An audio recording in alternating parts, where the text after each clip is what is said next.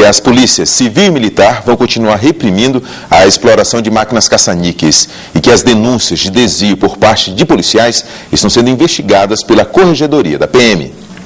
O governador Marconi Perillo se reuniu com o alto comando da Polícia Militar.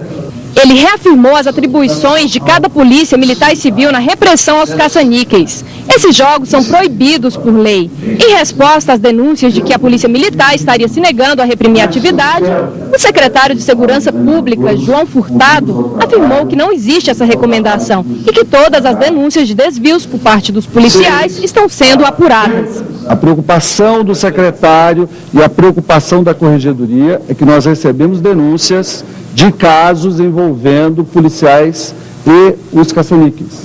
Essas denúncias estão sendo investigadas na Corregedoria da Secretaria e da própria Polícia Militar. A ordem clara do secretário é a seguinte: a Polícia Militar deve atuar de maneira repressiva. Se houver flagrante, que faça a detenção.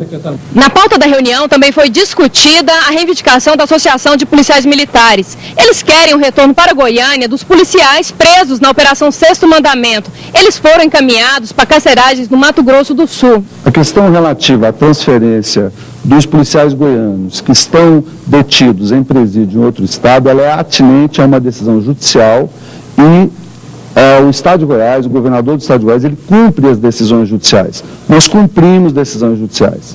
Nós entendemos que os movimentos das associações que representam os policiais militares, das famílias desses policiais, são movimentos legítimos para que esses policiais cumpram esse período de prisão próximos dessas famílias. Esse é um princípio de execução penal. Nós não temos, nesse caso, ainda uma execução penal, temos uma prisão provisória, mas nós entendemos que eles são policiais militares e que merecem respeito às suas prerrogativas.